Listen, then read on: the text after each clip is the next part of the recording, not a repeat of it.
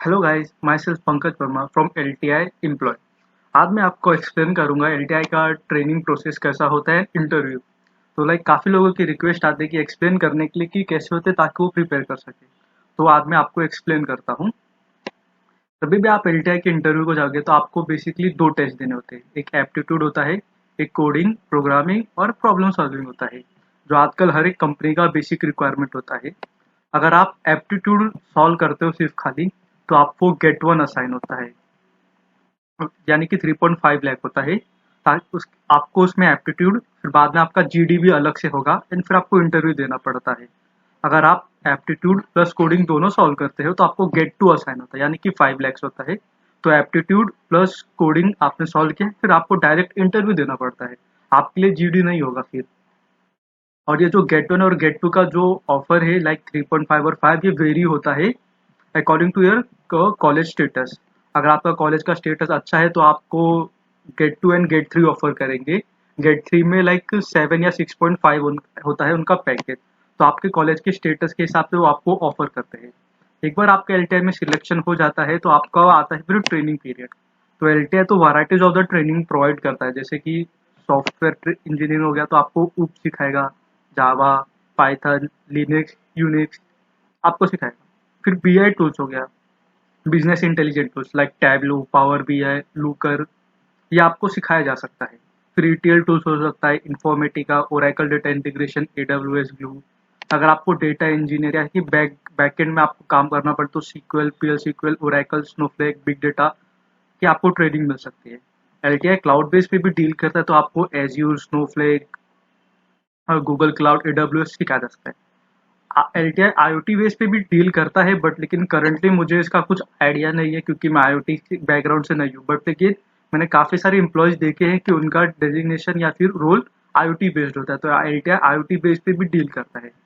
Web developer training दे सकता है, जैसे HTML, CSS, Java, PHP, angular and node. तो आपको जैसे कि ट्रेनिंग सिर्फ जावा या पाइथन पे ही नहीं मिलेगा, आपको वो वैराइटीज ऑफ द टेक्नोलॉजी पे मिलेगा। जैसे कि जब मेरा रोल असाइन हुआ था मुझे, तो मुझे सीक्वल, पीएल सीक्वल, ओरेकल सिखाया गया था, प्लस टैबलू सिखाया गया था, एंड एडब्ल्यूएस सिखाया गया था। वैसे ही आपको कोई भी टेक्नोलॉजी सिखाया सकता है, जैसे ऊप्स हो गया, जावा, फिर आपको एज्यूर सिखाया जा सकता है, स्नोफ्लेक, ऐसे आपको अलग अलग टेक्नोलॉजी सिखाया जा सकता है। जैसे ही आपका ट्रेनिंग पीरियड स्टार्ट होता है, तो जैसे ही अगर उन्होंने आपको ऊप सिखाया तो आपका एक एमसीक्यू टेस्ट होगा।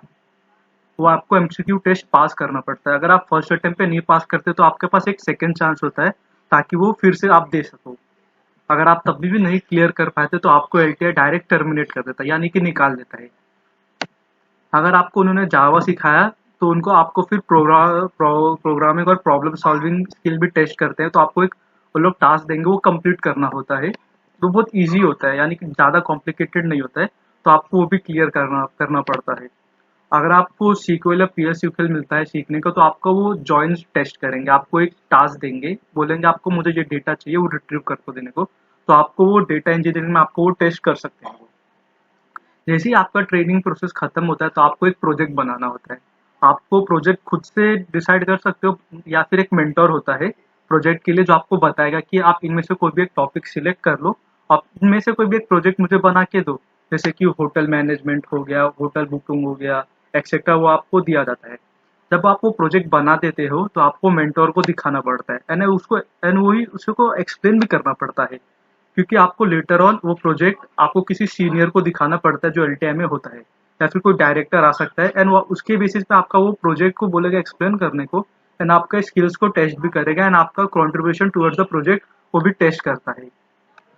एंड ये सब होने के बाद फिर आपका प्रोजेक्ट, आपका ट्रेनिंग खत्म होता है, फिर आपको आरएमजी टीम को असाइन करता है। आरएमजी का टीम का रोल ये होता है कि आपको रियल टाइम प्रोजेक्ट में अलोकेट करे on the basis of the skill. आपको इंटरव्यू के कॉल्स भी आ सकते हैं अगर क्लाइंट साइड का रिक्वायरमेंट है तो, या फिर आपको डायरेक्टली कोई प्रोजेक्ट में अलोकेट कर सकते हो। मुझे डायरेक्टली एक प्रोजेक्ट में अलोकेट कर दिया था, उनका रिक्वायरमेंट थी इसलिए हम वहाँ पे काम कर रहे थे। आपको इंटरव्यू भी देना पड़ सकता है। आपको इंटरव्यू में आपको सिर्फ बेसिक स्किल्स पूछेंगे जिस पे आपको ट्रेनिंग मिला होगा। जैसे मुझे सीक्वल, पीएल सीक्वल और ओरेकल पे मिला था तो मुझे उसका क्वेश्चन पूछे गए थे। मुझे प्लस जावा और पाइथन आते थे तो मुझे जावा और पाइथन भी पूछा था। एंड फिर मुझे लेटर ऑन बोला था कि आपको टेराडाटा पे काम करना पड़ेगा, तो आप कंफर्टेबल हो कि नहीं हो। तो मैंने कहा था यस कंफर्टेबल हूँ, क्योंकि उसमें PL/SQL यूज होता है टेराडाटा में, नथिंग एल्स। तो उसके बेसिस पे आपका इवेल्युएशन होता है एंड आपको एलोकेट होगा, यानी कि प्रोजेक्ट आपको जैसे कि बैंगलोर होगा तो लेटर ऑन आपको बैंगलोर शिफ्ट होना हो सकता है, या फिर पुणे, चेन्नई, या फिर पुणे। आपको बेसिकली आपके नियर बाय का लोकेशन ही मिलता है। ऐसा जरूरी नहीं कि आप मुंबई के होगे तो आपको चेन्नई भेज देंगे, ऐसा बहुत रेयर केस में होता है। तो आपको उसका टेंशन लेने का जरूरत नहीं है। एक बार आपका लोकेशन हो जाता है प्रोजेक्ट में, तो आपको नेसेसरी चीजें प्रोवाइड की जाती है, जैसे कि आपको KT दिया जाएगा कि प्रोजेक्ट में क्या चल रहा है एंड आपका रोल क्या है। Before you are getting allocated to a project, आपको नेसेसरी रिसोर्सेज प्रोवाइड किए जाते हैं। जैसे कि आप अभी वर्क फ्रॉम होम है, तो आपको एक लैपटॉप चाहिए जो LTI प्रोवाइड करके देता है।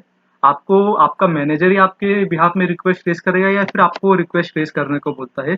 अब बाकी सब जैसे कि सॉफ्टवेयर हो गए जो आपको रिक्वेस्ट रेज करने पड़ेंगे, एक्सेट्रा, जो आपको आपका मैनेजर गाइड करेगा, वो आपको पता चल जाएगा। फिर इधर तक तो आपका ये पूरा प्रोसेस खत्म होता है ट्रेनिंग का, LTI की ट्रेनिंग का।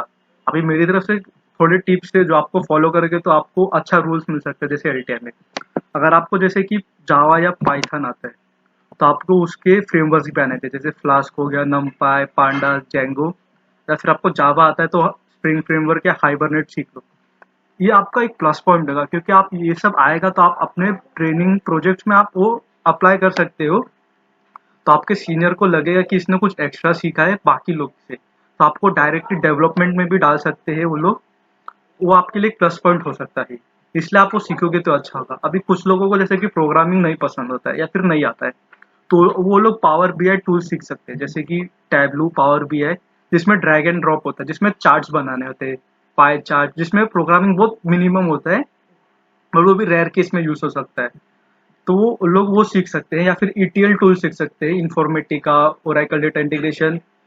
LTI में तो इन्फॉर्मेटिका बहुत यूज होता है, तो आप ये सीख सकते हो। फिर आप क्लाउड बेस पे आपको अगर टेक्नोलॉजी मिलता है सीखने, तो आप सीख सकते हो, तो आपके लिए प्लस पॉइंट होगा।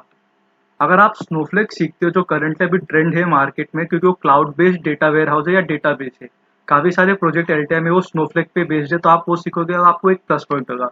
आपको डायरेक्टली वो स्नोफ्लेक डेवलपर का रोल भी दे सकते हैं कोई भी एक प्रोजेक्ट में। तो अगर आप वो सीखोगे तो आपके लिए वो एक प्लस पॉइंट है मेरी तरफ से।